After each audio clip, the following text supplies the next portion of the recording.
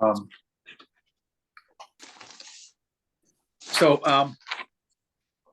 tonight we're in Ephesians chapter 5 from verse 18. 오늘 우리는 에베소서 5장 18절부터 시작을 할 건데요. And I'd like to start by reading verses 18 through 21. 18절부터 21절까지 읽고 시작하고 싶습니다.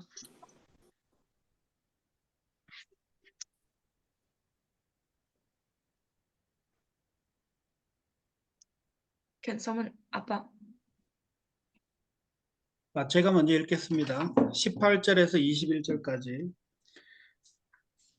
술 취하지 말라. 이는 방탕한 것이니 오직 성령의 충만을 받으라. 시와 찬미와 신령한 노래들로 서로 화답하며 너희의 마음으로 주께 노래하며 찬송하며 범사의 우리 주 예수 그리스도의 이름으로 항상 아버지 하나님께 감사하며 그리스도를 경외함으로 피차 복종하라. 21. Yeah. Amen. Amen. So it starts off by saying, do not be drunk with wine. 구절들은 술에 취하지 말라는 말로 시작을 합니다. So drunkenness produces something in us where we become open to, even say another spirit almost. 술에 취하는 것은 우리 안에서 무언가를 생성해 내는데 우리가 거의 다른 영에게 열리게 되는, 다른 영을 향해 무방비하게 되는 그런 상태가 되도록 만듭니다. It takes the control of us so that we do things that we wouldn't normally do. 그것은 우리의 스스로를 자제력을 앗아가서 우리가 평소라면 하지 않을 행동들을 하게 만듭니다. And I think there are other things in life as well that are a kind of addiction. 저는 또한 삶의 다른 여러 가지의 것들이 또한 중독으로 여겨지는 것들이 있다고 생각합니다. Even something like your work could become an addiction to you. 일과 같은 것 또한 여러분들께 중독이 될 수 있습니다. So these are things that can produce a controlling influence in our lives. 그리고 이러한 것들은 우리의 삶에서 이러한 통제하는 영향력을 끼칩니다. And they prevent the Holy Spirit from occupying us, so to speak. 그리고 그러한 것들은 소위 말하는 성령이 우리를 차지하는 것을 방해합니다. If I'm under the control of alcohol, I can't be under the control of the Holy Spirit. 만약 제가 이 술에 취해 있는 술의 영향력 아래 있다면은 저는 성령의 영향력 아래에 있을 수 없을 것입니다. So it says to be filled with the Spirit. Sorry. The verse says to be filled with the Spirit. 그래서 구절이 말하기를 성령으로 채워지라고 이야기합니다. The filling of the Spirit is an ongoing work in our lives. 성령으로 충만해지는 것, 채워지는 것은 우리의 삶에서 계속해서 지속되는 일입니다. It is not just a one-time event. 그것은 한 번 일어나고 마는 그러한 이벤트가 아닙니다. We know that the believers were filled with the Holy Spirit on the day of Pentecost. 오순절. 우리는 또한 사도행전에서 믿는 자들이 이 오순절에 성령으로 채워졌던 것을 볼 수 있었죠. 아멘. But later on, in Acts chapter 4, verse 31, it says that they were filled again with the Holy Spirit. 그리고 나서 나중에 사도행전 4장 31절이 말하기를 그들이 또 다시 성령으로 채워졌다고 이야기합니다.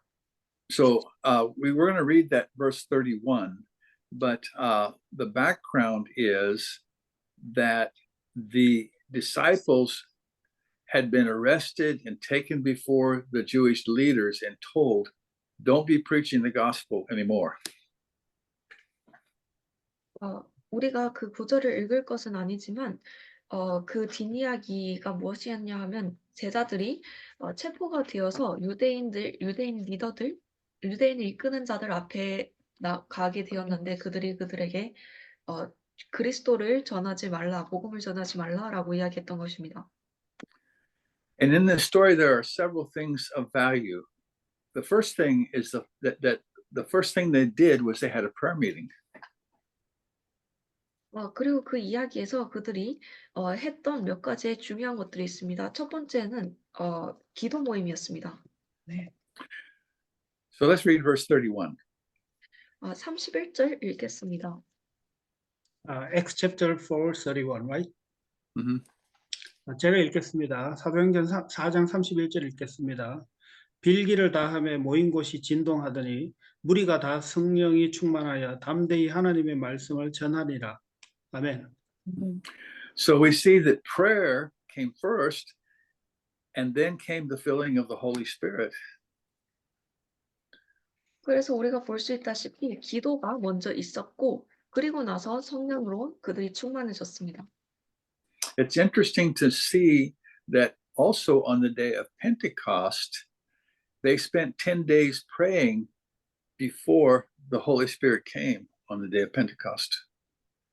그리고 또 한 가지 흥미로운 점은 그들이 오순절에 전에 10일 동안 기도를 했다는 것입니다. 성령으로 충만되기 전에. So these people who already had the filling of the Holy Spirit were filled again. 그래서 이 성령으로 이미 충만되어졌던 이 사람들이 다시 성령으로 충만되어졌습니다. And the result was that they spoke the word of God with boldness. 그리고 그 결과가 무엇이었냐 하면 그들이 하나님의 말씀을 담대하게 이야기했다는 것입니다. So the application of this, from my perspective, is that we constantly need the filling of the Holy Spirit if we're going to be useful to God.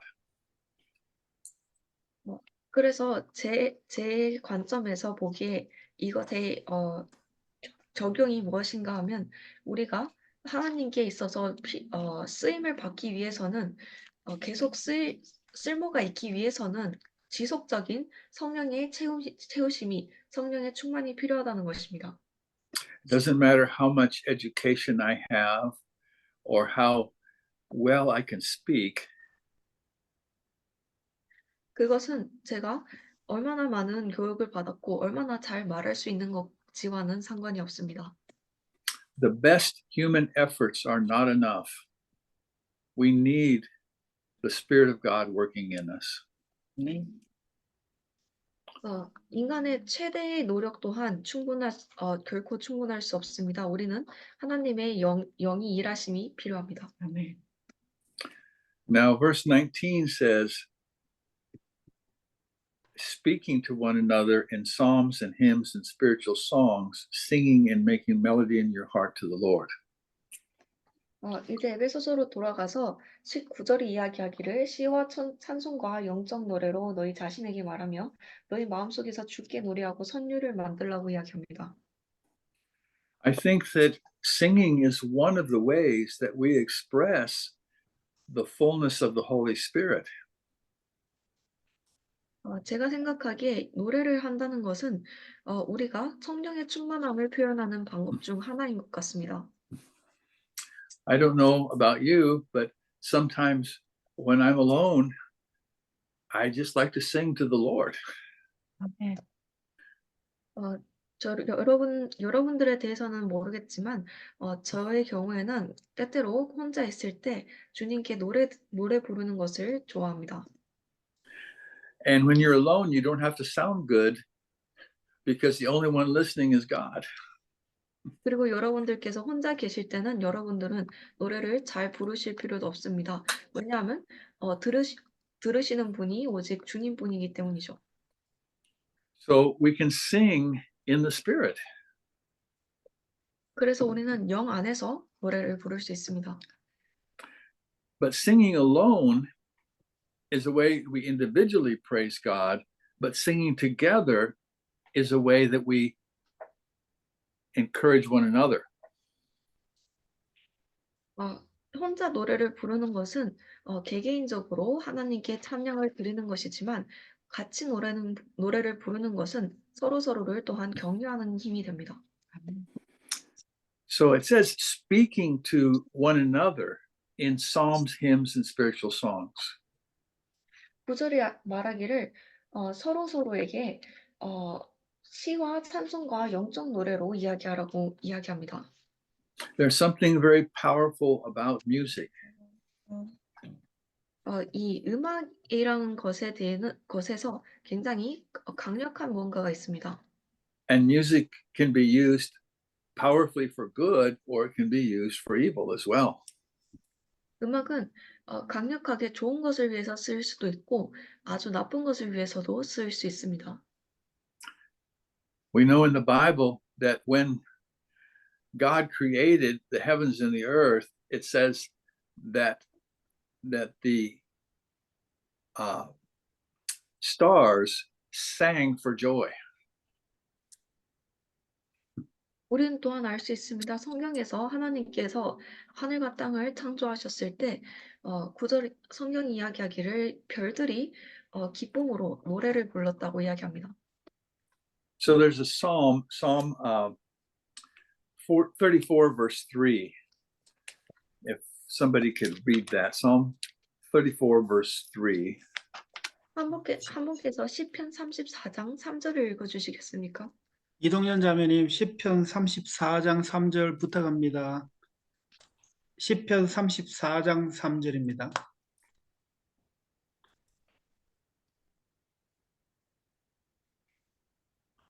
Read verses 1 through 3. 1절부터 3절까지 부탁드립니다. 시편 34편 1절부터 읽겠습니다. 내가 여호와를 항상 송축하며 그를 송축함이 내 입에 계속하리로다. 내 영혼이 여호와로 자랑하리니 공고한 자가 이를 듣고 기뻐하리로다. 나와 함께 여호와를 강대하시다 하며 함께 그 이름을 높이세. 아멘. We sing a song in our fellowship that uses the words from this psalm. 제가 다니는 모임에서는 이 구절들에서 오는 노래를 또한 부릅니다. And it's wonderfully encouraging when you sing this together. 그리고 이것을 같이 부를 때 이것은 너무나도 놀랍게 격려가 됩니다. So I believe that God has designed music to powerfully instill truth into us. 그래서 저는 믿습니다. 하나님께서 이 음악이라는 것을 사람들 안에서 강력하게 믿음을 심기 위하여 설계하셨다고요. There's a place in the book of Exodus where Moses gave the people a song. 이 Exodus. There's a place in the book of Sure. Exodus that Moses gave the people a song. A song. A song. 출애굽기의 한 부분에 보면은 모세가 사람들에게 노래를 주는 것을 볼 수 있습니다. In fact, the Bible says that we're going to sing that song of Moses and the Lamb in heaven. 사실 성경이 말하기를 우리가 천국에서 그 모세와 양에 관한 노래를 부를 것이라고 이야기합니다. And he said, I want you to teach this song to the children of Israel so that they'll remember these words. 그리고 그가 말합니다. 너희가 이 노래를 이스라엘의 자손들에게 가르치길 바란다고요. 그러므로 그들이 기억하기를 바라서. Now, I am very bad at memorizing, 저는 아주 기억력이 안 좋습니다. but I have a few songs that are based on, that are a whole chapter of the Bible. 그러나 저는 그 노래가 그 성경의 몇몇 장에 걸쳐서 있는 그런 몇 가지 노래는 알고 있습니다. So I love Psalm chapter 1 because it's kind of a doorway into the book of Psalms. 저는 또한 시편 1장을 좋아합니다. 왜냐하면 그것이 시편에 있어서 약간 문과 같은 느낌을 주기 때문입니다. And I wanted to memorize the psalm, but I didn't do very well at it. 저는 시편을 전부 기억하고 싶었지만 제가 그것에 그렇게 잘 해낸 것 같진 않습니다. So we wrote a song to Psalm 1. 그래서 우리가 이 시편 1장을 가지고 노래를 지었습니다. And now I can remember every word of that psalm, and I think I'll be able to remember it as long as I live. 그리고 이제 저는 그 시편 1장의 모든 단어들을 기억합니다. 그리고 저는 그것을 제가 할 수 있는 한 기억할 것이라고 생각합니다. I just want to encourage you, use songs to encourage yourself and one another. 그래서 저는 여러분들께 격려하고 싶습니다. 노래라는 수단을 여러분 서로를 격려하는 수단으로 사용하시길 바랍니다. Verse 20 says that we are to give thanks always for all things to God the Father in the name of our Lord Jesus Christ. 20절에 또한 이야기하기를 우리가 모든 일에 있어서 항상 하나님 아버지께 감사해야 한다고 이야기합니다. I noticed that there's a verse in the Bible that says, give thanks in everything. 저는 또한 성경의 한 구절이 모든 것 안에서 모든 것에 있어서 감사하라고 이야기하는 것을 또한 눈치챘습니다. That's 1 Thessalonians 5:18. 그것은 데살로니가 전서 5장 18절에 있습니다. So it is easy to give thanks in our blessings. 축복 속에서 감사를 드리는 것은 쉽습니다. But life is full of many difficulties as well. 그러나 삶은 많은 어려움으로 가득 차 있습니다. And I'm commanded to give thanks in everything. 그리고 우리는 모든 것에 있어서 감사를 드리도록 이야기를 받았죠. So when you are out of work, you don't have a job, you're not making any money, can you give thanks in that situation?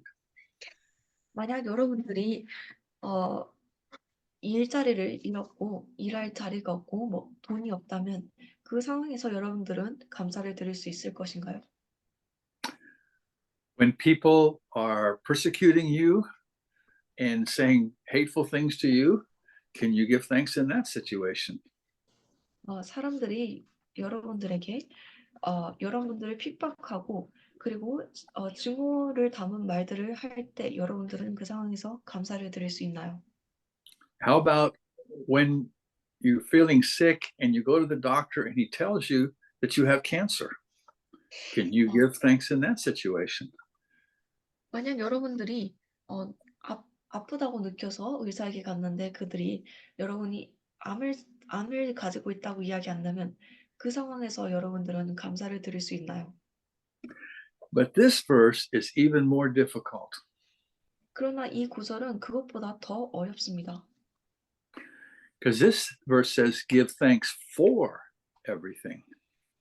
왜냐하면 이 구절이 말하기를 모든 일을 위해 감사를 드리라고 이야기하기 때문이죠.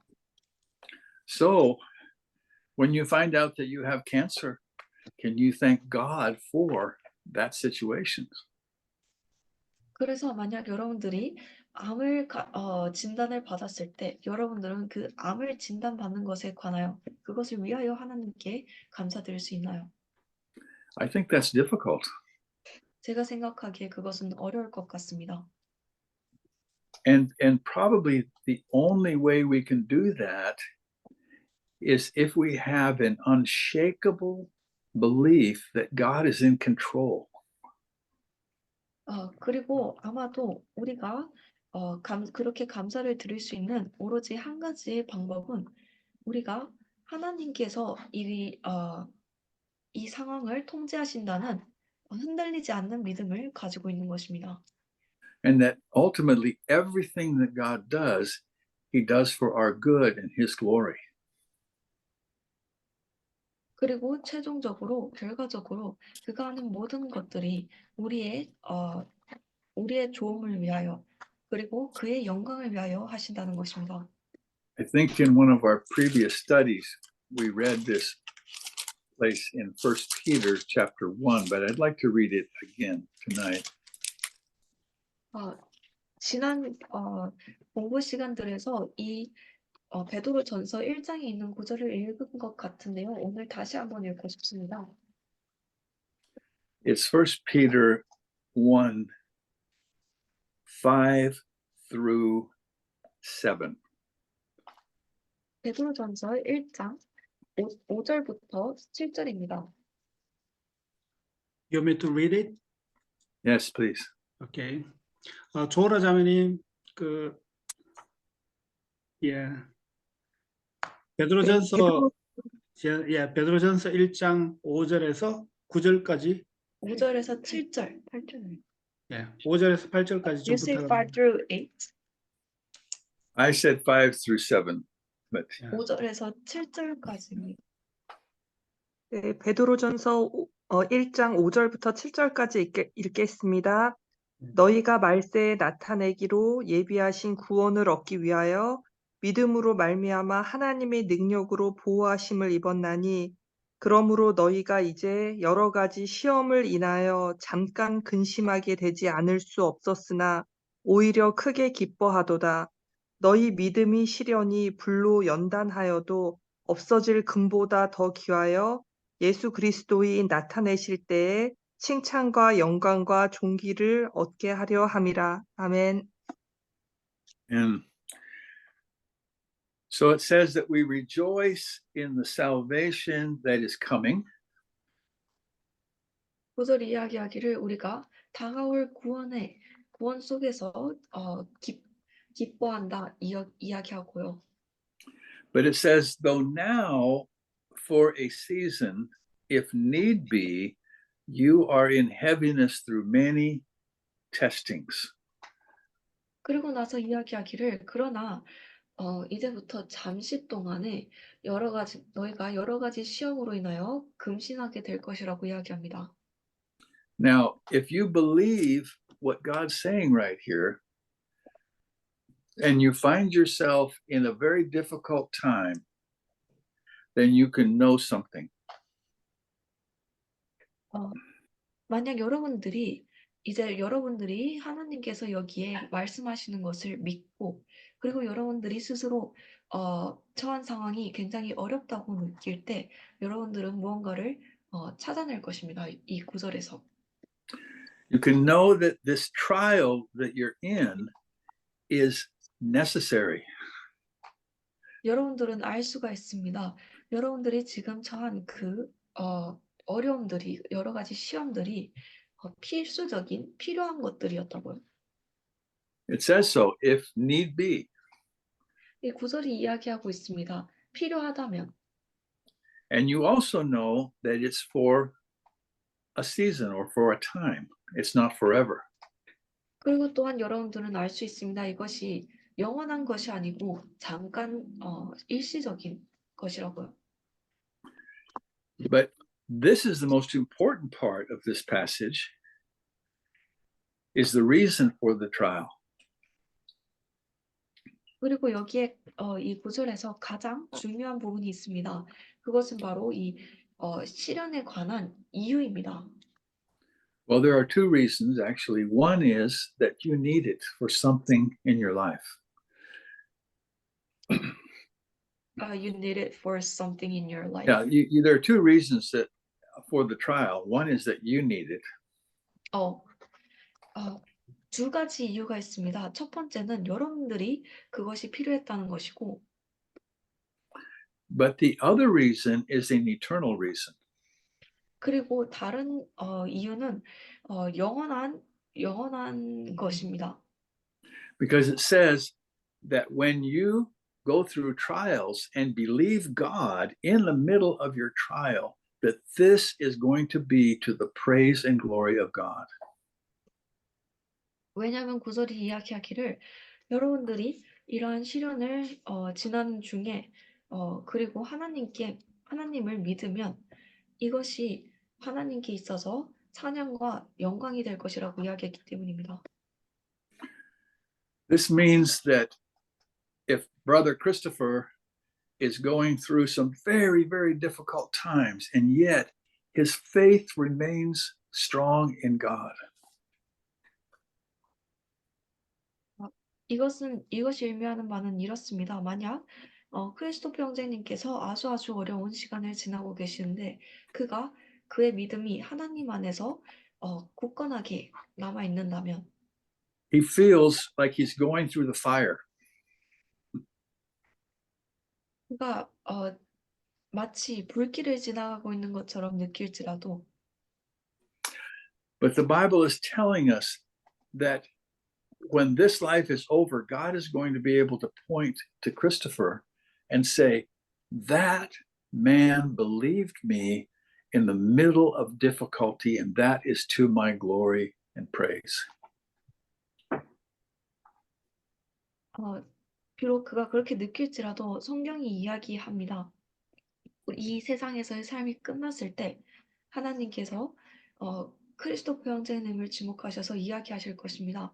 이 사람이 그가 지나온 그 시간 와중에도 나를 믿었고 그것이 나에게 영광과 찬양이 되었다고요.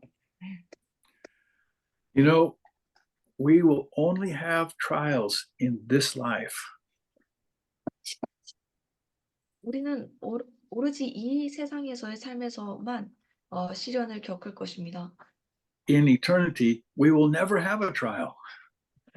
영원한 삶에서 우리는 어떠한 시련도 겪지 않을 것입니다. In eternity, we will not have to exercise faith. 영원한 삶 속에서 우리는 이 믿음이라는 것을 연습할 필요도 없을 것입니다. At least not faith in difficulty. 적어도 시련 속에서의 믿음에 있어서 말입니다. What we are going through right now is going to stand as an eternal testimony to God.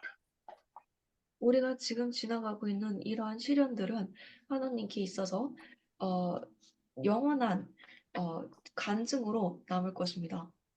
And for all eternity, our testimony will be that that man, that woman went through hell on earth and never ceased to trust me. 그리고 영원한 시간 동안 그 간증이 될 것입니다. 이 사람이 그가 지구에서 지났던 정말 지옥과도 같은 경험들에도 불구하고 나를 믿는 것을 멈추지 않았다고요. So any comments on what we've talked about so far tonight or questions? 그래서 오늘 우리가 지금까지 이야기한 것들에 대해서 의견이나 질문이 있으신가요?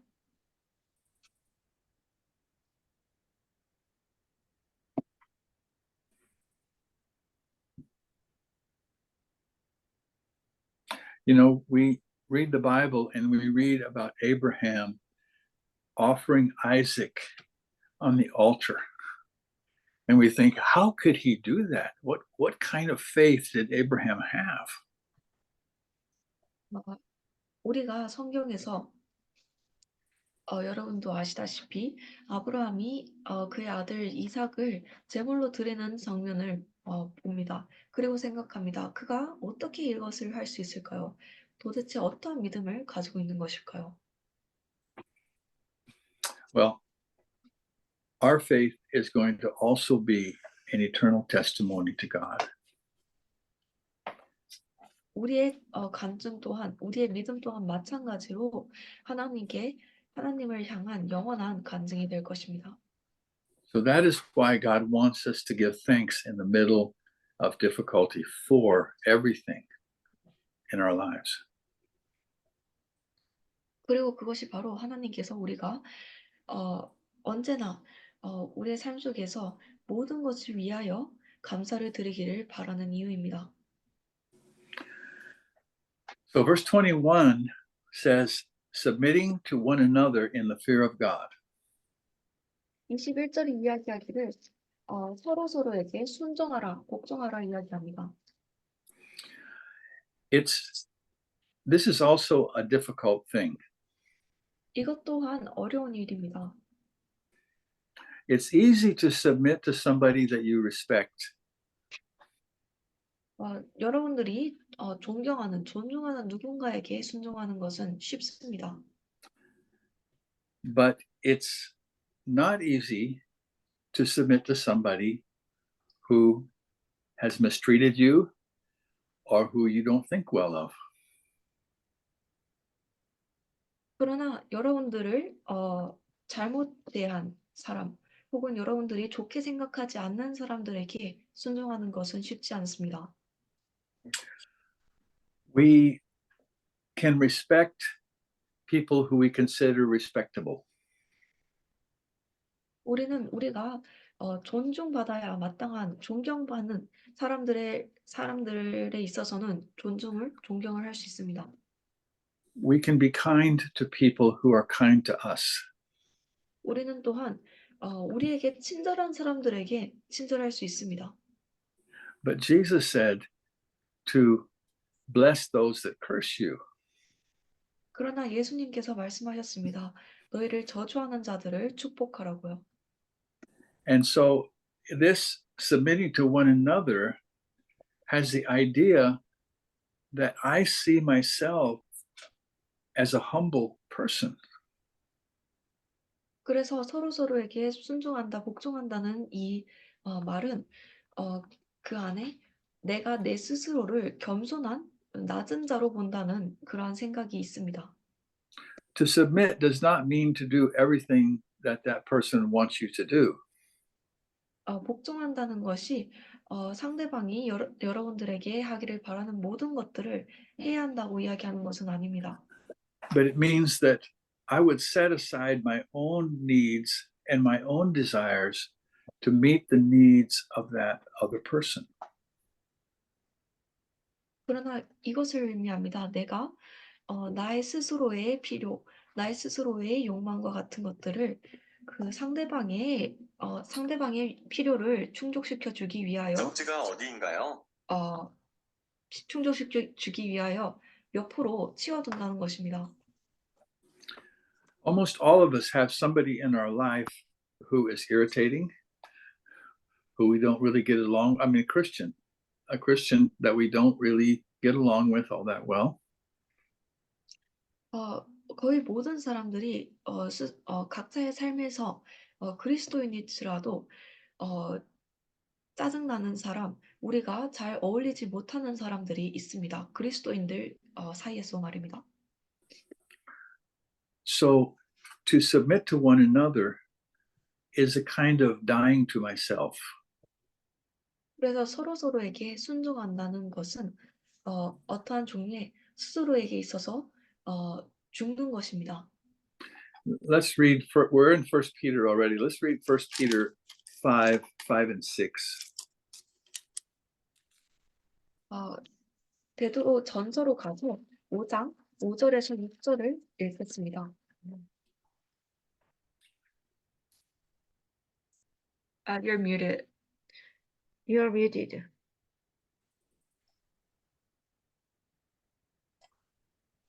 제가 읽겠습니다. 젊은 자들아 이와 같이 장로들에게 순복하고 다 스스로 겸손으로 허리를 동이라 하나님이 교만한 자를 대적하시되 겸손한 자들에게는 은혜를 주시느니라. 그러므로 하나님의 능하신 손 아래에서 겸손하라. 때가 되면 너희를 높이시리라. 아멘. So it starts off by saying, the younger submit yourselves to the older. 9절이 이렇게 이야기하며 시작합니다. 젊은 자들아, 장로들에게 순종하라.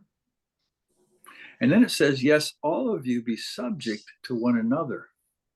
그리고 나서 이야기합니다. 너희 모두가 서로에게 순종해야 한다. Well, then it tells us what we have to do to be subject to one another. 그리고 나서 우리가 서로에게 순종하기 위하여 무엇을 해야 하는지를 이야기해 줍니다. We have to be clothed with humility. 우리가 겸손을 입어야 합니다. And so this is the value of this. I can't be humble unless I'm willing to serve somebody who I may not like. 그래서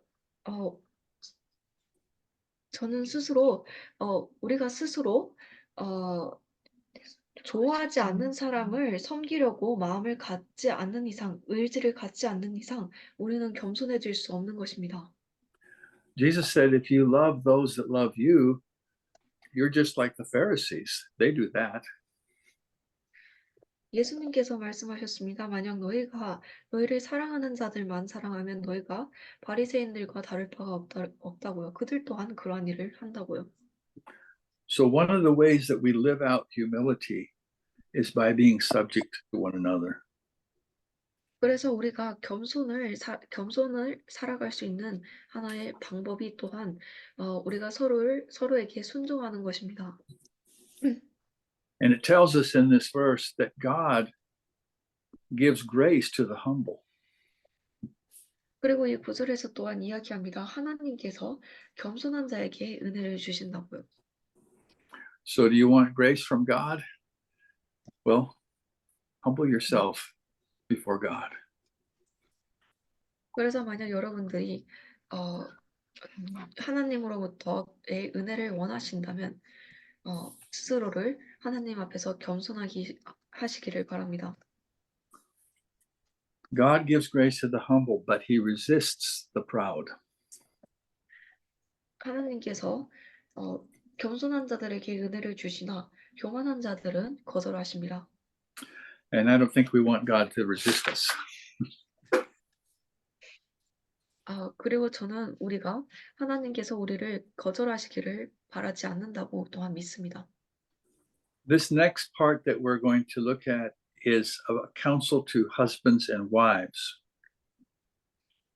우리가 다음에 볼 구절들은 아내와 남편들에게 주는 어떠한 조언입니다. I don't know we'll be able to cover all of this in this evening's time. 남은 시간 동안에 이 모든 구절을 다 공부할 수 있을지는 모르겠습니다. But let's read verses 22 through 33. 그렇지만 21절부터 33절까지 읽어주시길 바랍니다. 예, 박상용 형제님 22절에서 33절까지 부탁합니다. 읽겠습니다. 아내들이여 자기 남편에게 복종하기를 주께 하듯 하라. 이는 남편이 아내의 머리됨이 그리스도께서 교회의 머리됨과 같음이니 그가 친히 몸의 구주시니라. 그러나 교회가 그리스도에게 하듯 아내들도 범사에 그 남편에게 복종할지니라. 남편들아 아내 사랑하기를 그리스도께서 교회를 사랑하시고 위하여 자신을 주신 같이 하라.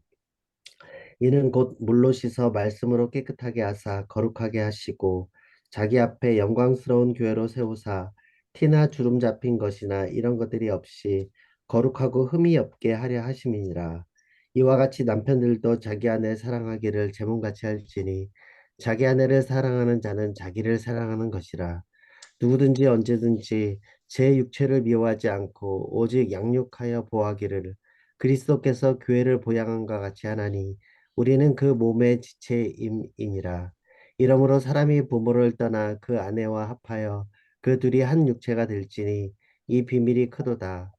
내가 그리스도와 교회에 대하여 말하노라. 그러나 너희도 각각 자기의 아내 사랑하기를 자기같이 하고 아내도 그 남편을 경외하라. 아멘. And so you may notice that the book of Ephesians is kind of divided into two parts. 그래서 여러분들은 어쩌면 이것을 눈치채셨을지 모릅니다. 이 에베소서라는 이 장이 책이 두 가지 부분으로 나뉘어집니다. The first part is all these foundational truths about our position in Christ and all of the wonderful things that God has done for us in Christ. 첫 번째 부분은 우리의 그리스도 안에서의 위치에 관한 이런 기반적인 진리들에 관하여 이야기하고 있고요. 그리고 하나님께서 우리를 위하여 그리스도 안에서 행하신 모든 그 놀라운 일들에 관하여 이야기합니다. How he's brought us together as one body in Christ. 그가 우리를 그리스도 안에서 한 몸으로 모으셨습니다. And how he has set us in the middle of this great eternal purpose that he has for humanity. 그리고 또한 그가 하나님께서 이 인간을 위하여 가지신 영원한 목적 그 한 가운데 우리를 놓으셨습니다. But now we're in the part where he's applying these things to our lives. 그리고 우리는 이제 이러한 것들을 우리의 삶 속에서 적용하는 그러한 또 다른 부분에 있습니다. And this part we're looking at now can be an especially difficult part. 우리가 지금 보고 있는 이러한 부분들은 이 구절들은 특별히 어려울 수 있습니다. So let's look at this counsel to husbands and wives. 그래서 이 남편과 아내들을 위한 이 조언을 한번 보겠습니다. This is actually at the very center of the Christian life. 이것은 사실 그리스도인의 삶에서 아주 그 중심에 있습니다. Our marriage and family life is the most important testimony that we have to the world. 우리의 결혼과 가족 생활과 같은 것들은 세상에게 있어서 우리가 가지고 있는 가장 중요한 가장 중요한 간증입니다. If this part of our lives is not in conformity to the Word of God, then it weakens our testimony. 만약 이 삶에 있어서 이러한 부분들이 하나님의 말씀에 마땅하지 않다면 우리의 간증이 약하게 됩니다. So this relationship between husband and wife goes all the way back to Genesis chapter 2. 이 남편과 아내에 관한 관계는 성경을 모두 통틀어서 창세기 2장으로 갑니다. And in Genesis chapter 2, we see how God made the first man and the first woman. 창세기 2장에서 우리는 하나님께서 첫 남자와 첫 여자를 만드신 것을 볼 수 있죠. God made man and allowed him to look around and notice that all the animals had a opposite partner and he did not have one. 하나님께서 남자를 만드셨고 그리고 그가 주위를 둘러보고 알아차릴 수 있게 하셨습니다. 모든 동물들이 다 그들의 짝이 있는데 그만 짝이 없다는 것을요. The Bible tells us that Adam did not have a partner suitable for him. 성경이 이야기하기를 아담이 그에게 맞는 상대방이 짝이 없었다고 이야기합니다. Now, God could have made a woman in many ways. 이제 하나님께서는 이 여자를 아주 많은 방법으로 만드실 수 있었습니다. He could have formed her out of the dirt just as he did Adam. 그는 하나님께서는 여자를 그가 아담을 만드셨듯이 그저 흙으로부터 만드실 수도 있었습니다. But instead, God put Adam into a deep sleep. 그러나 그렇게 하는 대신에 하나님께서는 아담을 깊은 잠에 들게 합니다. And the Bible says that he opened Adam's side and took out a rib. 그리고 성경 이야기하기를 그가 아담의 옆구리를 열어서 그의 갈비뼈를 하나 꺼냈다고 이야기합니다. There was probably blood that came out when he did that. 아마도 그가 그렇게 하셨을 때 피가 나왔을 것입니다. And then he took this rib, and from the rib, he made a woman. 그리고 그가 이 갈비뼈를 가져가셨고 그 갈비뼈로부터 여자를 만드셨습니다. Well, the picture is very clear when we think about it. 우리가 이것에 대해서 생각해 보면 이것이 주는 의미는 아주 분명합니다. God is telling us something that he was going to do centuries later. 하나님께서는 그가 이 수세기 이후에 하실 일에 대해서 미리 말해 주신 것입니다. He was going to send his son, the male part of the marriage, to the earth. 그는 그의 아들을 이 결혼에 있어서 남자 부분을 맡게 되는 그의 아들을 이 지구로 보내실 것이었습니다. And God was going to provide a bride, an eternal bride, for his son, the Lord Jesus. 그리고 하나님께서는 그의 아들 예수님을 위하여 영원한 신부를 마련하실 것이었습니다. So Jesus was put into a deep sleep, the deep sleep of death. 그래서 예수님 또한 죽음이라는 깊은 잠에 빠지셨습니다. And he was wounded in his side. 그리고 그 또한 옆구리에 상처를 입으셨습니다. And from that work of Christ, God made the bride for Christ. 그리고 예수님의 그 업적 행위로 인하여 그 업적으로부터 하나님께서 그리스도를 위한 신부를 만드셨습니다. So in this story of creation, and now again in Ephesians, we see that Jesus is a picture of the husband and the church is a picture of the wife. 그래서 이 창조 이야기로부터 다시 에베소서로 돌아가서 우리는 이제 볼 수 있습니다. 예수님께서 이 남편의 그림이고 그리고 교회가 아내의 그림이라는 것을요. Now we know that man and woman are equal in value before God. 우리는 또한 압니다. 남자와 여자가 하나님 앞에서 그들의 가치에 있어서 동등하다는 것을요. So although they are equal in value, they are different in function. 그리고 그러나 비록 그들이 가치에 있어서 동등할지라도 그들은 그 기능에 있어서 다릅니다. And God designed us to be very different. 그리고 하나님께서 우리가 남자와 여자가 아주 다르도록 설계하셨습니다. Men's brains function differently than women's brains. Scientists know this now. 과학자들은 이제 압니다. 남자의 뇌가 여자의 뇌와 다르게 작용한다는 것을요. Men are physically stronger than women. 남자가 여자보다 육체적으로 튼튼하고요. Women are emotionally more sensitive and intuitive than men.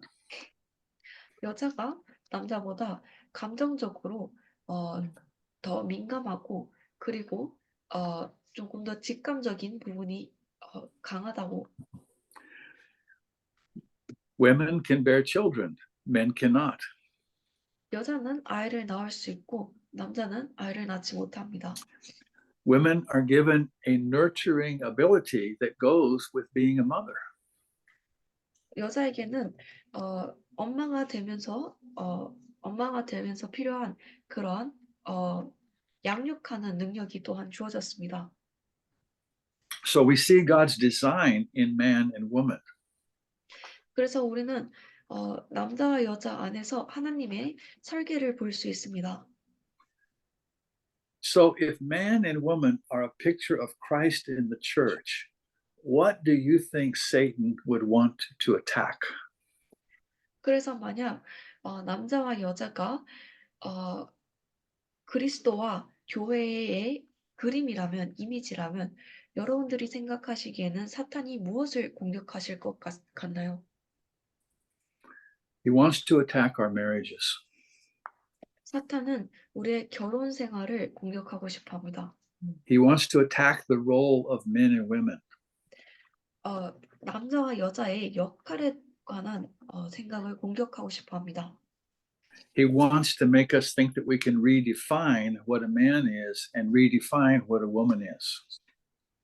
그는 또한 우리가 남자가 무엇인지 재정의하고 여자가 무엇인지 재정의하도록 공격합니다. So the truth of what God did in creating man and woman is under assault in the world today as it has never been in human history. 그래서 하나님께서 남자와 여자를 창조하셨던 그 진리가 이제는 이 세상에서 역사 속에서 때보다도 어느 시대보다도 더 강한 공격을 받고 있습니다. Romans chapter 1 tells us that when men do not worship God as God, God gives them over to foolishness. 로마서 1장이 우리에게 이야기해 줍니다. 사람이 그들이 하나님을 찬양해야 되는 대로 찬양하지 않을 때 하나님께서 그들을 이 어리석음에 내어 주어 버리신다고요. And he specifically talks about the role of men and women in chapter 1 of Romans.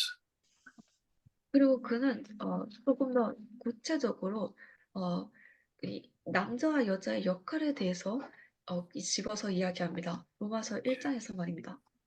Oftentimes today, well, let's just back up. In the US today, the Supreme Court has redefined marriage. 오늘날의 미국에서는 대법원이 이 결혼이라는 것을 다시 정의했습니다. I think they have in Canada also. 캐나다 또한 마찬가지라고 알고 있습니다. According to our laws now, a man marrying a man and a woman marrying a woman is the same as a man and woman being married. 우리의 지금 법에 따르면 남자가 남자와 결혼하는 것 그리고 여자가 여자와 결혼하는 것이 그들의 법에 있어서는 남자와 여자가 결혼하는 것과 동등히 여겨집니다. This is an attack on the most basic institution that God gave us. Institution. That is, God created the institution, or he instituted marriage in Genesis chapter 2. 이것은 하나님께서 주신 가장 기본적인 제도, 그 기반에 대한 공격입니다. And so that is being attacked in our culture. 그리고 그것이 우리의 문화 속에서 공격받고 있습니다. It's the devil's way of trying to destroy the foundations that God has laid for the human race. 이것은 하나님께서 인간이란 종에 위하여 놓으신 그 기반을 무너뜨리려는, 파괴하려는 사탄의 전략입니다. Because Satan knows that biblical marriage is God's way of showing us our relationship with the Lord Jesus. 왜냐하면 사탄이 알고 있기 때문입니다. 성경적인 결혼이 하나님의 우리의 그리스도와 교회의 관계를 보여주기 위한 하나님의 방법이라는 것을요. And once marriage is attacked, then the whole family begins to disintegrate. 그리고 결혼 생활이 공격받았을 때 이젠 모든 가정이 가정 전체가 되게 될 것입니다. So this great problem started immediately after the fall in Genesis 3. 그리고 이 큰 문제가 인간의 타락 바로 직후에부터 일어나기 시작했습니다. So if we read Genesis 3:16, we will see that there was a curse on the man and the woman that 그래서 was the 우리가 result of sin. 창세기 3장 16절을 보면 남자와 여자에게 내려진 저주에 대해서 볼 수 있을 것입니다. 창세기 read that? 3장 16절 제가 읽겠습니다. 또 여자에게 이르시되 내가 너게 잉태하는 고통을 크게 더하리니 너가 수고하고 자식을 낳을 것이며 너는 남편을 사모하고 남편은 너를 다스릴 것이리라 하시고 아멘. So a more careful reading of that says that the woman's desire would be to control her husband and he would rule over her. 그리고 그것을 조금 더 조심스럽게 읽어보면 이렇게 이야기하는 것입니다. 여자의 욕망이 그녀의 남편을 통제하는 것이고 남편이 위해서. 남편을 And this is- 통제하는 것이고 그러나 남편이 그 통제를 가질 것이라고요. Sorry, could you repeat that again? 여자가 욕망. Yes, I wrote it actually in the notes, but his desire, your desire, the woman's desire will be for or to control your husband, but he will rule over you. 여자의 욕망이 그들의 남편을 통제하는 것이고 그러나 그들의 남편이 그 여자를 통제할 것이라고 이야기합니다. So this is the result of the fall of sin. 그리고 이것이 죄에 대한 결과입니다. So we see that there is a desire for the woman to use her abilities to control or manipulate the family. 그래서 우리는 we can see the desire. Her desire would be to control her husband and to get him to do what she wants him to do. 그래서 우리는 여자의 욕망을 또한 볼 수 있습니다. 그녀의 능력을 남편을 통제하고 조종하여 그녀가 원하는 방향으로 이끌게 하는 그러한 욕망. And so the husband, he doesn't want that. And so oftentimes he gets angry. 그리고 남편은 그것을 바라지 않죠. 그래서 종종 그는 화가 나는 것입니다. And so he's going to force his will on the wife. 그래서 그는 그 스스로의 뜻을 아내에게 강요하게 되는 것입니다. We see this all throughout marriages. It's the most difficult part of marriage. 우리는 이러한 것을 결혼 생활을 통틀어서 계속해서 볼 수 있습니다. 이것은 결혼에 있어서 가장 어려운 부분입니다. Well, oftentimes the wife doesn't trust the husband's decisions. 그리고 종종 아내들은 그들의 남편의 결정을 믿지 않습니다. And usually this is because she doesn't think that he has her well-being at heart. 그리고 이것은 종종 그녀들이 그들의 남편이 그녀의 안위를 생각하고 있지 않다고 생각하기 때문입니다. So the husband feels mistrusted by his wife, and so he wants to rule over her. 그래서 남편은 그들이 아내들에게 신뢰를 받지 못하고 있다고 느끼게 되고 Now, 그녀를 this is one of the 통제하고 싶어 합니다. this is one of the most difficult parts of the Bible to teach. 이것은 성경에서 가장 가르치기 어려운 부분들이었습니다. Because the wife will say, well, if my husband would do what it says for him to do, then I could follow him. Like they do what Bible says them No, to do. the woman will say, if my husband would do what the Bible tells him to do, then I could follow him. 왜냐하면 아내들이 이야기할 것이기 때문입니다. 글쎄요, 만약 우리 남편이 성경이 이야기하는 대로 한다면 저는 그들이 말하는 것을 따랐을 것입니다. And a husband says, well, if my wife would just submit to me, then I could be the husband that I'm supposed to be. 그리고 남편들은 이렇게 이야기할 것이기 때문이죠. 글쎄요, 우리 아내가 나에게 순종하기만 한다면 내가 성경이 말하는 대로의 남편이 될 수 있을 것입니다. If you have experienced this in your life, just put your hand up like this for a minute. 만약 여러분들께서 이러한 것을 여러분들의 삶에서 경험하셨다면 잠시 손을 It is 들어주시기 a 바랍니다. common experience.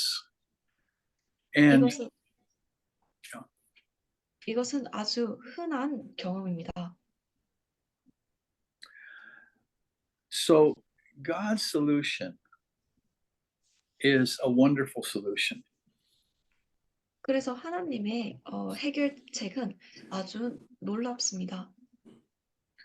He says to the husband, just do what I'm asking you to do as a husband. Don't look at your wife. 그가 남편들에게 이야기합니다. 그저 내가 너에게 하라는 것대로 하라고요. 너의 아내들을 쳐다보지 말라고요. Now, the Bible does not say that the husband needs to be the head of his wife. 이제 성경은 결코 남편들이 아내의 머리가 되어야 한다고 이야기하지 않습니다. The Bible says that the husband is the head of his wife.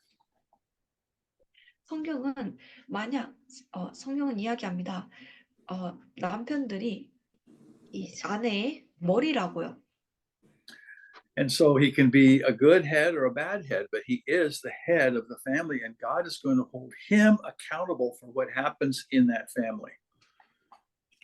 그래서 그가 좋은 머리가 될 수도 있고 나쁜 머리가 될 수도 있지만 그는 여전히 가정의 머리입니다. 그리고 하나님께서는 가정에 일어난 일에 있어서 그를 책임자로 그리고 또 책임자로 지목하실 것입니다. So, because we're running out of time, I just want to end with a few simple comments on this passage. 우리가 시간이 모자라기 때문에 이 구절들에 관한 몇 가지 언급만 하고 마치겠습니다. God has told husbands to be as Christ is toward us. 하나님께서는 남편들에게 말하셨습니다. 그리스도께서 우리에게 하셨던 것처럼 되라고요. He said to love your wife as Christ loved the church. 그가 이야기하십니다. 너의 아내를 그리스도께서 교회를 사랑하신 것처럼 사랑하라. So does Christ love you only when you're doing what you're supposed to do? 그래서 그리스도께서 여러분들에게서 해야 하는 대로 하셨을 때만 사랑하셨나요? Or does he love you unconditionally? 아니면 그가 여러분들을 조건 없이 사랑하셨나요? What? 답이 무엇인가요? Okay, he loves you unconditionally. 그가 And so, 여러분들을 husbands, 조건 it doesn't matter how your wife responds. You love her as Jesus loves you. 그가 여러분들을 조건 없이 사랑하셨습니다. 그래서 남편분들께 이야기 드리고 싶습니다. 여러분들의 아내를 그녀들이 어떻게 반응하는지와 상관없이 그리스도께서 교회를 사랑하셨듯이 사랑하라고요. And you leave the result in her life to God. Sorry, You leave the result for her in the hands of God. 여러분들은 그녀들에 대한 결과를 하나님의 손에 맡기시는 것입니다. And wives, you submit to your husband as you do to Jesus. 그리고 아내분들은 여러분들이 그리스도께 하듯이 남편들에게 순종하셔야 합니다. And you leave the results in his life to the hand of God. 그리고 여러분들은 그 남편들의 그 삶에 대한 결과를 하느님의 손에 또한 맡기시는 것입니다. So we could say a lot about this, but I think that we'll just leave it right there for now. And if you have any questions or thoughts, well, we can maybe talk about that next week. 여기에 관해서 할 수 있는 많은 이야기들이 있으나 오늘은 여기까지만 하도록 하겠습니다. 그리고 여러분들께서 만약 질문이나 의견이 있으시다면 다음 시간에 또한 이야기해 주셨으면 합니다. So any last thoughts or questions before we sign off tonight? Any comments? 그래서 우리가 마치기 전에 마지막으로 하실 말씀이나 질문이 있으신가요?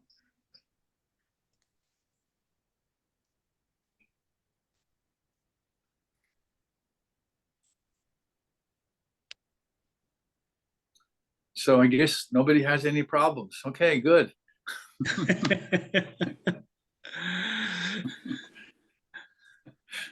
Well, let's pray. 기도하겠습니다. Father, we just thank you, God, that you have called us to be a light in the world, and you want to use our lives to demonstrate the beauty of your plan, Lord. Father, just pray for our marriages, for my marriage, and for each one who is on our study tonight, and each one who may hear this, Lord, that you would put within our hearts such a desire to walk in your truth, to love as you love, to submit as you call us to submit to you. Lord, we just desire so much that our marriages and our families would be a picture to the world of what God desires for men and women. Father, we just want to commit your word to you, Holy Spirit, Lord, that you would work in each of us, that we would be more and more of a demonstration to the world around us of what it is to have Christ in you, the hope of glory. Thank you, Lord. We pray this in Jesus' name. Yeah, amen. 감사합니다. Thank you, Brother Jax. You know, it's you touching today is really